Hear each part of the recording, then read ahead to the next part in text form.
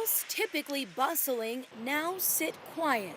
Due to coronavirus concerns, all of these students are learning at home. But for some, that can be nearly impossible. These particular students, seniors, concerned about completing credits and getting to graduation. The very real digital divide.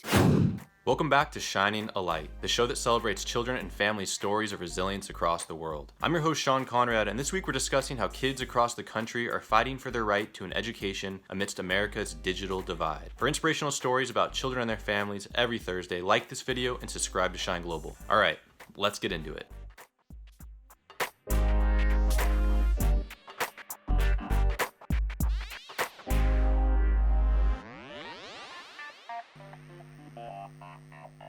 If you haven't been to school in a while, things have changed.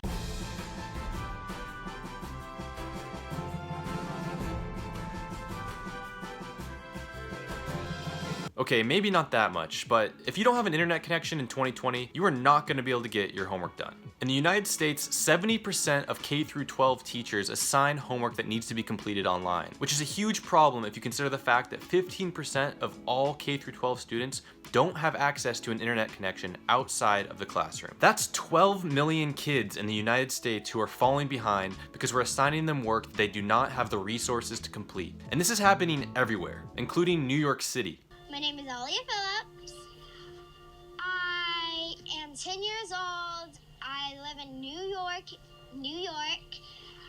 and I live in a shelter, and I love playing violin. I got contacted by her school to go pick up her iPad device. Her iPad does not have internet. The shelter that we're in, they do not allow internet. What classroom stuff are we going to do today? Math? Well, science is already too hard.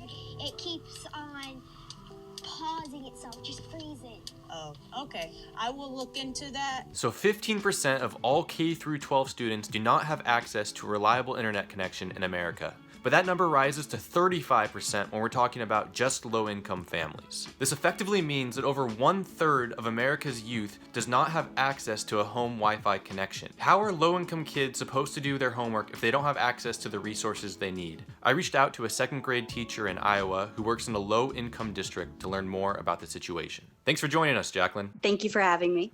So first off, I just want to know, what is going on out there in terms of education in your district?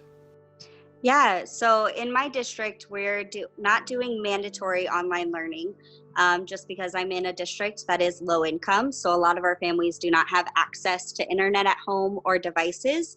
So we are putting out assignments online for students that can access that. Otherwise, we're just trying to keep in contact with families and give them any tips on what they can do, like reading or writing, things that they don't need internet or a device to do. So basically, you're providing resources for the kids, but expecting a majority of them to not be able to access the resources. Yeah, given out devices to some students that don't have them at home. So we've checked out Chromebooks to them. But for the students that don't have internet at home, we're trying to get out paper resources to them, or just try to give them simple activities to do some learning in any capacity that they can. Wow. And how does grading work right now? Grading's really not happening right now just because it's not mandatory for the students to do the work. We just review it. We try to give feedback on anything that they are turning in or doing through Google Classroom, but everything is very unstructured. It's not formal, so grading's kind of being on hold for now. Wow. As a teacher, do you feel that you have adequate resources to handle what is going on right now? Since this kind of happened, all of a sudden, we definitely were thrown into a situation we weren't prepared for, but my district has been really good they've been training us to be Google teachers. So we have been provided with some online resources. The struggle is just getting them out to students and trying to teach students how to use those resources as well. And do resources differ based on district? Yeah, so resources are kind of based on your district. Everything is kind of a district decision. So a lot of districts are putting out different professional developments for teachers to help their students. That's the route that our district has taken, but each district is different. So even though we're all in Iowa, each district is doing their own sort of mandated learning or optional learning. And do you think teachers in your district were aware of the digital divide before the pandemic? I think we were aware in our district just because we are very familiar with the types of students that we have. But it has become a lot more prominent. We knew some students didn't have devices, but we weren't sure it was because they don't have internet as well. So it has brought light to a lot of families that don't even have internet access at home. Jacqueline, thank you so much for your time today and for all of the information you provided. Yeah, thank you so much. I think one of the main takeaways from Jacqueline is that every state and every school district is doing something different to address the digital divide. For example, in South Carolina, they're bringing school buses outfitted with Wi-Fi to students.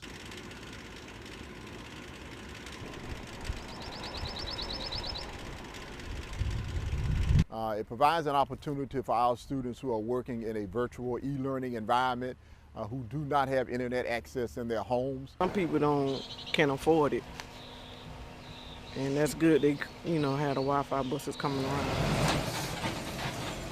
And in Baltimore, they're handing out free Chromebooks. Starting today, the school system will be conducting a survey to find out who needs a laptop, but some students will get top priority over others.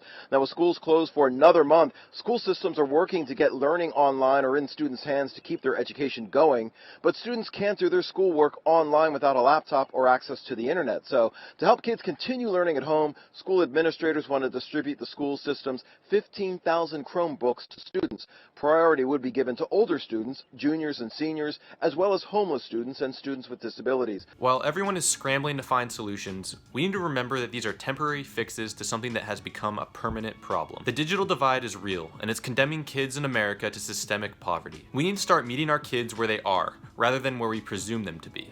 Only then will we mend the digital divide. Everyone, thank you so much for watching. This has been episode 6 of Shining a Light. If your school district is doing something to combat the digital divide, drop a comment below and let us know what it is. Like this video, subscribe to Shine Global, and I will see you all next week. Peace.